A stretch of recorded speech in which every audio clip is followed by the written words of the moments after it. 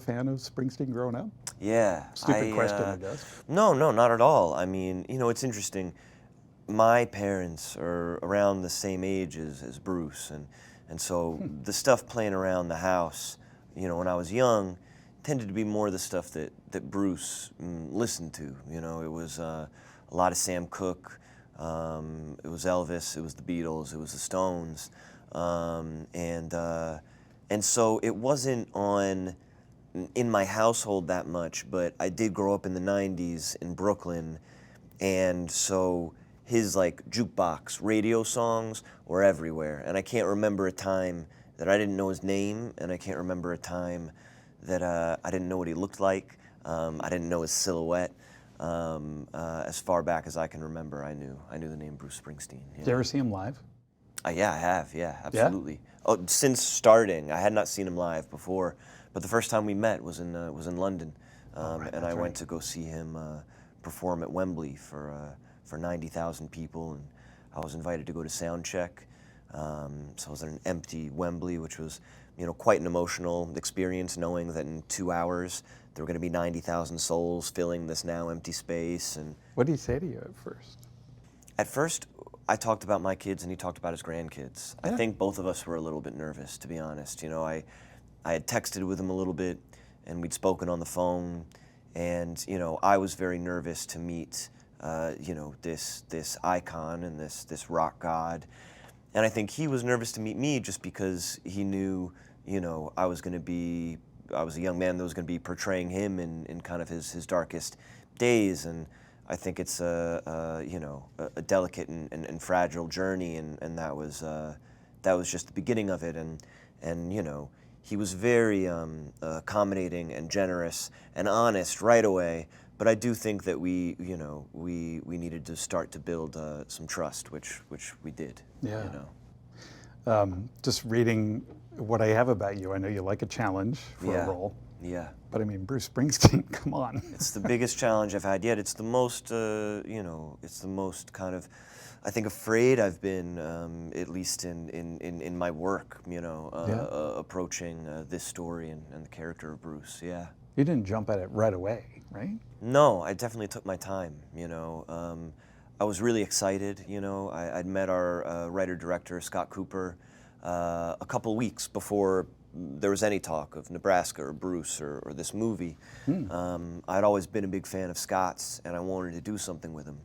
But I thought we were meeting, generally. It turns out, he had another idea, and he just wanted to kind of feel me out, and he never mentioned the project. But then a month or so later, I got a call. We talked about the album Nebraska a little bit. Then he said he'd like to send me a script. And he did. And I read it.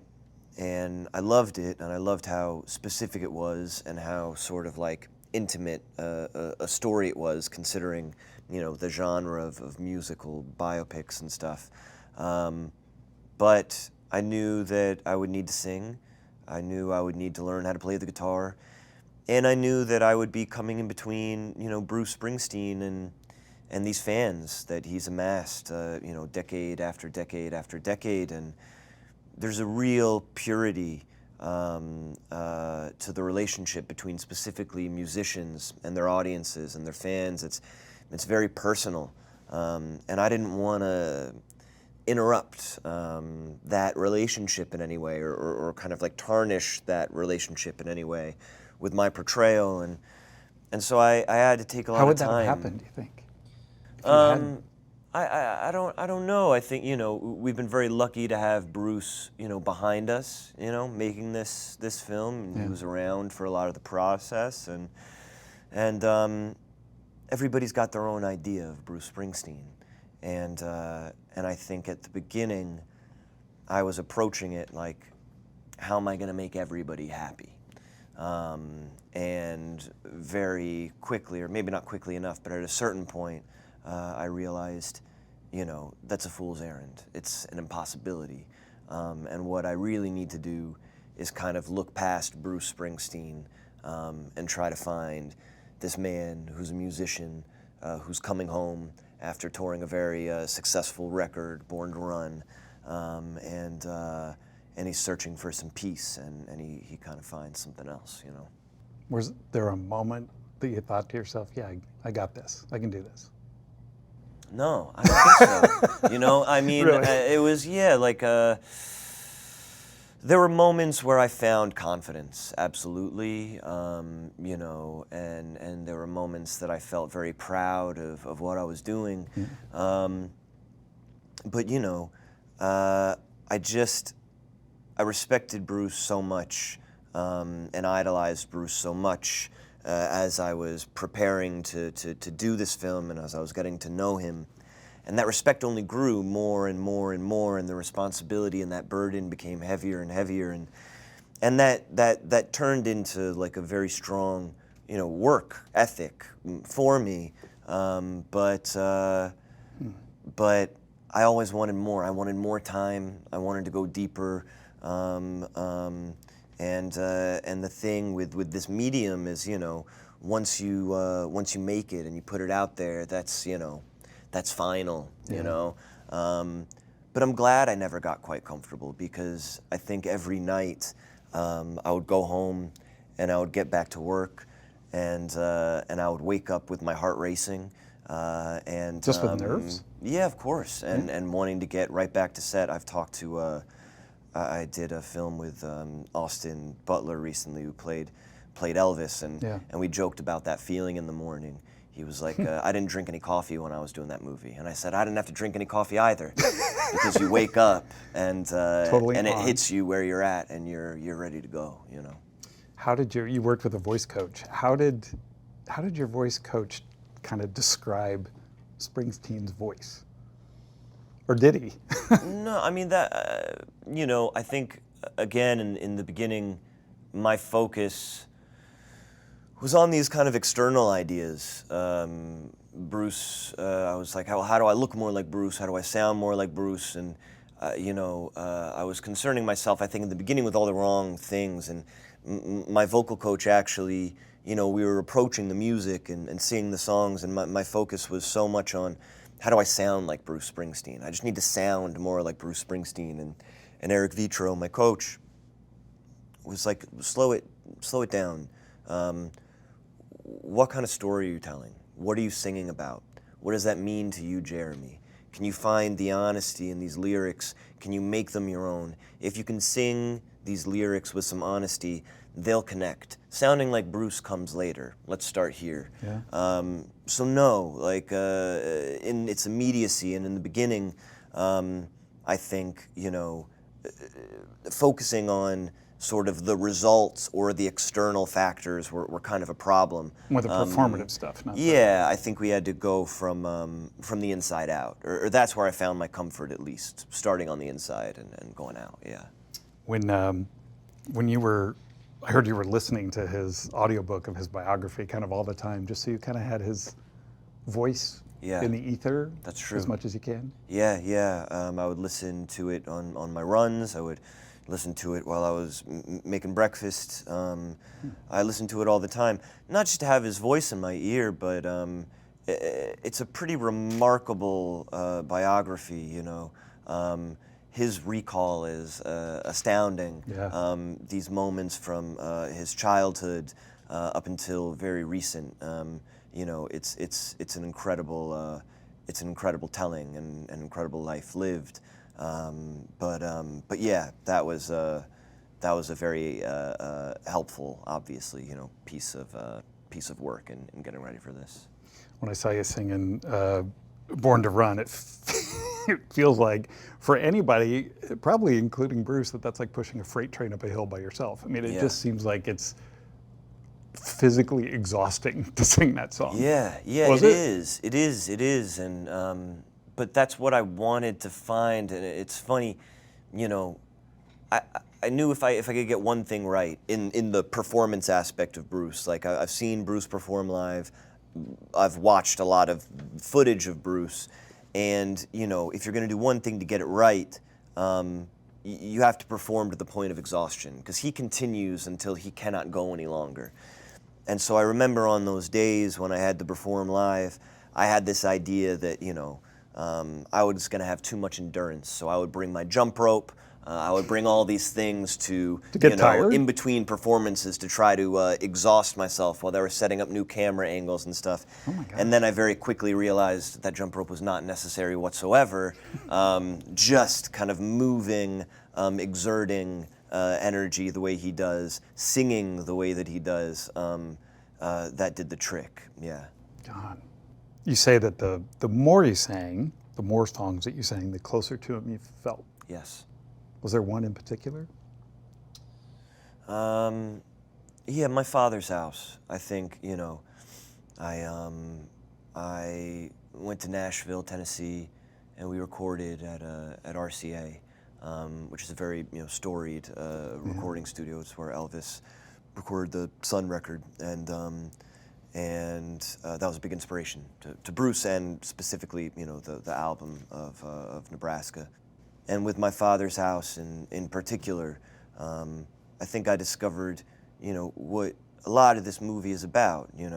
There's many themes that are going on in this movie, but for me, one of the truest is, it's about a father and son, and it's about a longing for a connection and a fear that connection might never be found.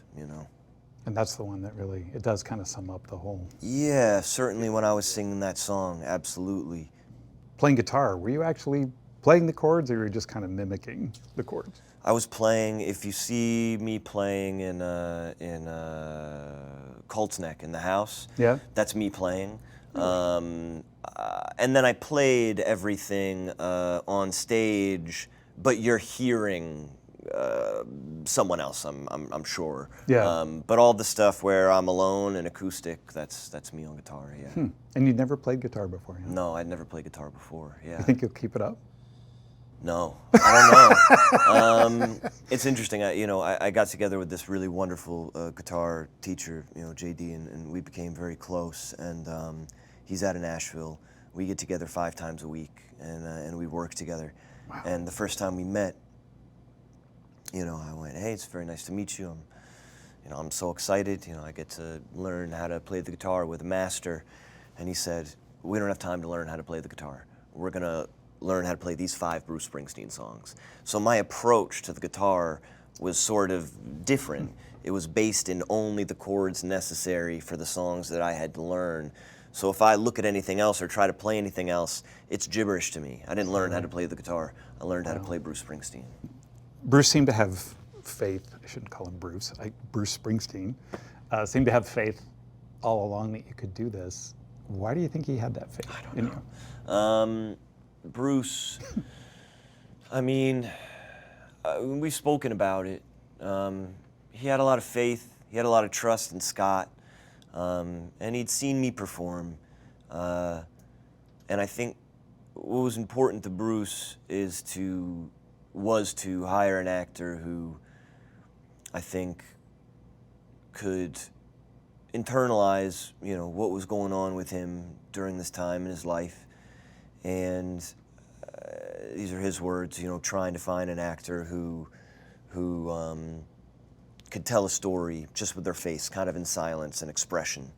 And Bruce had seen my work and thought that I would be fitting.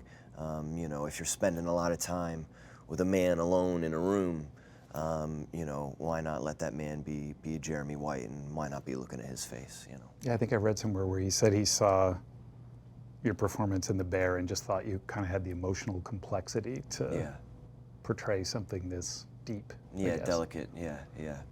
Which is pretty cool to just even think that, Bruce Springsteen was watching. I didn't know he had any idea who I was. I mean, before. Is that right? Yeah, of course. Why would? Yeah, no. I mean, I spoke to Scott a lot about the movie, and then about a week after I was considering, he said, "Bruce really wants you to do this." And I said, "What?" And he said, "Did I not tell you that before?" I said, "No." And he said, "Yeah, he wants you to do it." And then I was kind of like, all right, well, I'm not going to stand in the man's way. When it comes to acting, I think almost every interview that I've ever seen you do, you talk about one drama teacher in particular that really had an impact on you. Yeah. What was it about him? Or her. I can't remember if it was a her. It was John, yeah, John McEnany, I think, is probably the teacher I spoke about most, and that was my middle school drama teacher. And the first time I ever acted was in his classroom in 7th grade. And I think what that was is, as a young person, I'll speak for myself. When I was a young person, it was very hard for me to focus and find real presence, and I remember being in his black box classroom and getting in that room for the first time and getting up in front of the group and performing, and I felt a sense of peace and presence and focus I'd never felt before. And John McEnany, he treated myself and my classmates as adults, in a really wonderful way where, if we had a passion for this thing, it was respected. And I think prior to that, as a kid, you don't often get that from the adults in your life. And he gave me permission, I think, to pursue this thing. He gave me faith that I was good at it, and that it was a worthy pursuit. And he took it seriously. Even though he was training very young kids, he took it very seriously. And I thought, how noble, to take this thing as seriously as he did. You started doing dance, right? Tap and ballet. Mm-hmm. Was dancing what you thought you were going to pursue instead of acting? Yeah, I don't know if I'd thought about it in any sense of a profession or anything like that. But yeah, I would have been happy continuing to do it throughout middle school and maybe high school, yeah. So you kind of fell into acting in a way. Yeah, but it was around the I house. know you were around it all the Yeah, time, my parents met. My parents were actors. They lived on the Upper West Side, and they met. My dad saw my mom on stage, and ran out at intermission and got her flowers, and right? handed them to her afterwards, and they started seeing each other, and they were in acting classes together, and they did theater together, and they got pregnant with me, and they moved to Brooklyn, and they had to kind of get real jobs to support a family, but the passion was always there. So I grew up, having a respect for the performing arts, whether it be acting, dance, whatever it is. So I was aware of that world. I had an interest in that world. Did your parents kind of encourage you to go into acting, or?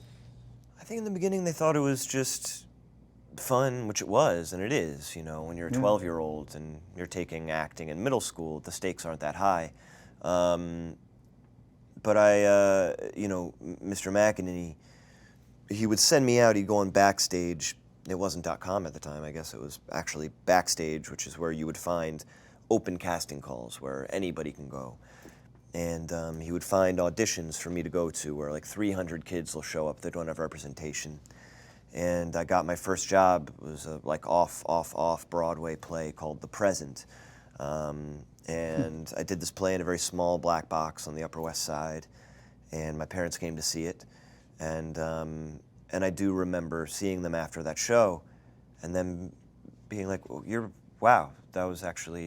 pretty good at this, and if you love it, like we're behind you, and I did, and I continued, and then it got more and more serious as we went along. I still don't know if I was thinking about it as a profession, but I certainly wanted to continue to explore it. Yeah. Sounds like though you weren't just going to audition after audition. You were kind of looking for certain things. You weren't just looking for a job. Yeah, I mean, I didn't need. Yeah, I was very lucky. I was a kid, so I didn't have to take just any job, and I was particular even at a young age, and I think my first agents were kind of confused and upset with me for kind of like having a standard for what I would go audition for. I'd never done anything before, and I was 13, and they were like, just go on the audition, but I didn't, because I didn't have to. I didn't have to support myself yet. We all know what the Bear has become now, and congratulations on all that. It's Thank so great. you. But early on, it strikes me that if you were just to read the script, it was kind of just a story about a sandwich shop. It was a hard thing I mean? to explain. Yeah, Yeah. absolutely.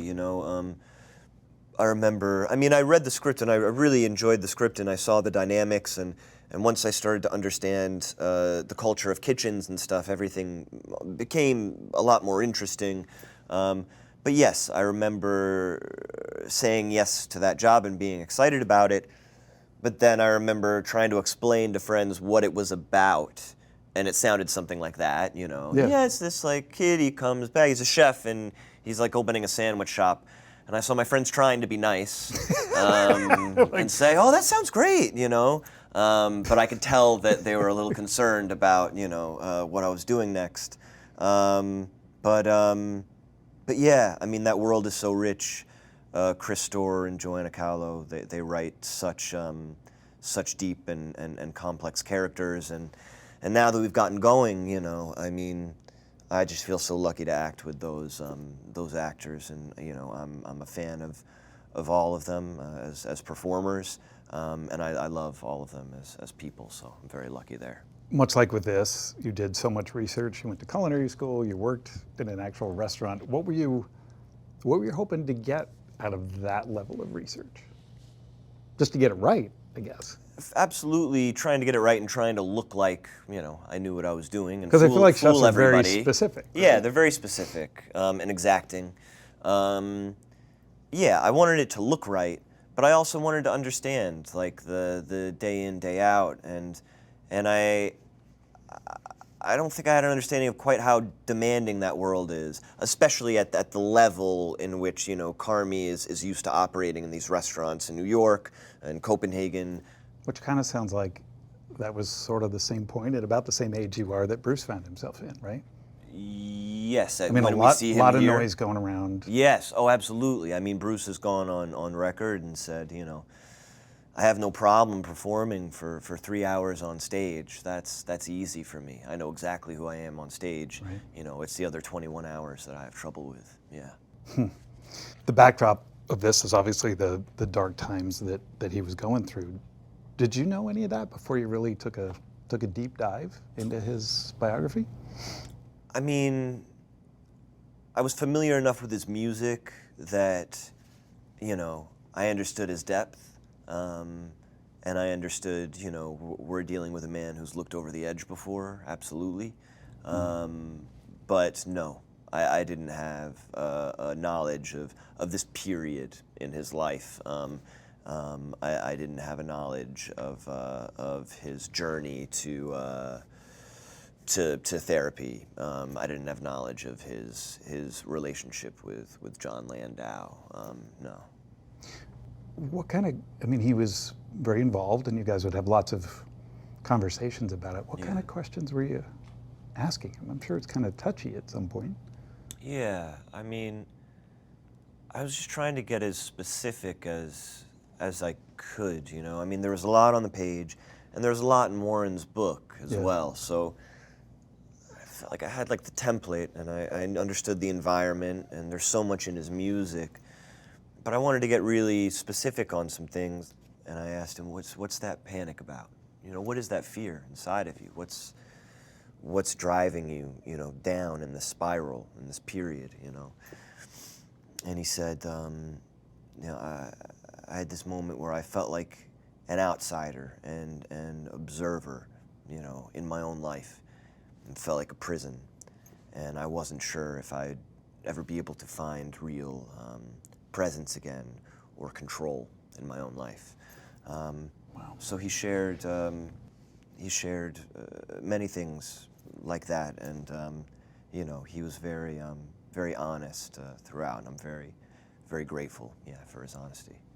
Have you ever struggled with mental illness yourself or known anybody that has gone through that? Yeah, of course. I mean, I find every day I was very when he told me about that moment, that feeling of being an observer of your own life, that was very familiar to me, you know, and it was something I had been dealing with fairly presently, you know, at the time. And Just after the success of the Bear and all that, or before? I think it was something that, you know, I've always struggled with, maybe more times than others, but about just really being present and not letting my mind sort of wander off or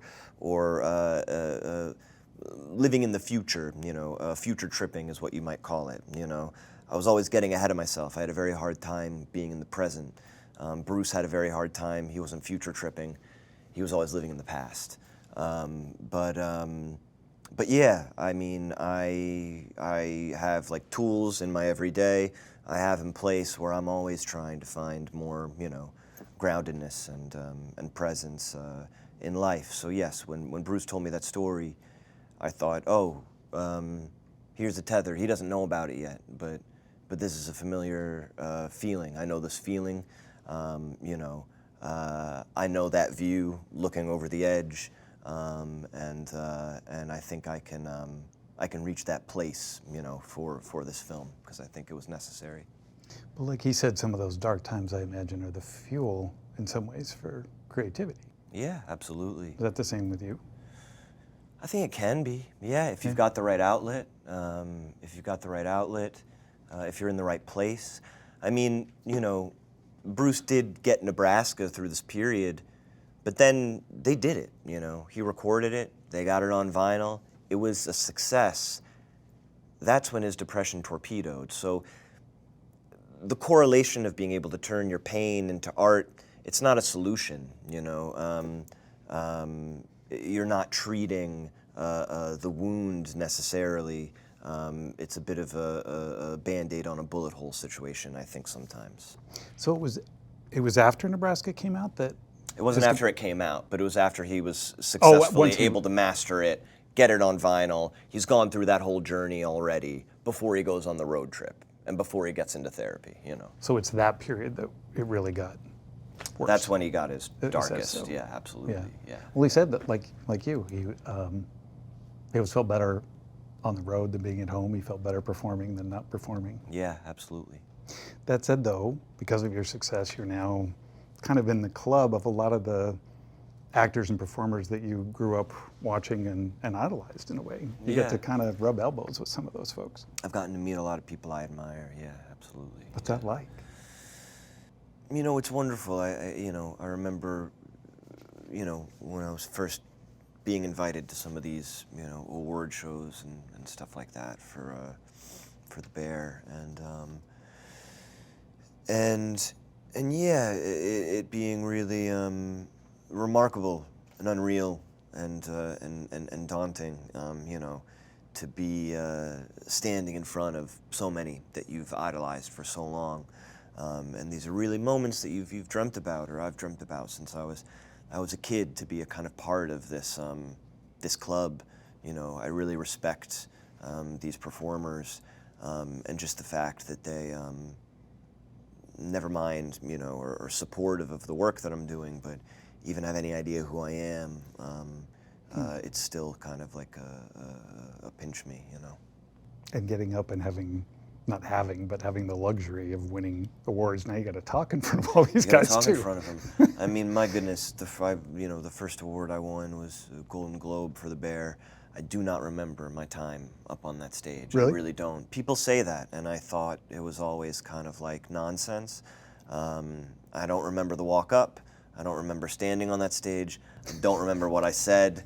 I remember kind of coming to backstage with the statue in my hand. I was in shock. Yeah. Where do you keep them all? I have a little room off my house that's like like a little office kind of, and they're just in a corner over there. Do your kids get those? Do they think that's like a big deal? Yeah, they would get really excited. They'd always watch the award shows, and as my oldest would call the awards, trophy winners' cups. So she'd always say, Daddy won another, trophy winners' cup. And yeah, cool. They like them. They get a kick out of it. But they also are very honest, and they're just like, why do you get all these things? Why doesn't everybody get all these things? And I don't know, more people should. Do you now sort of have to or try to avoid playing the expectations game now for your next project? Oh, in work, you mean? Yeah. Yeah, I mean, I'm content. I've done enough. Truly, like I feel I still want to work. I mean, this is what I love to do, and longevity has always been kind of the goal for me. I want to continue on. But awards and any critical successes and stuff like that, you know, the ride is fun, but I'm filled up. I just want to work with people I admire, and be able to keep doing what I love to do. That's what's important to me. So if all the fame and success ended after this film, you'd feel like, Can I still work? yeah, Then yeah, I'm okay. Yeah, Yeah. yeah, yeah, Yeah. absolutely. Yeah. great.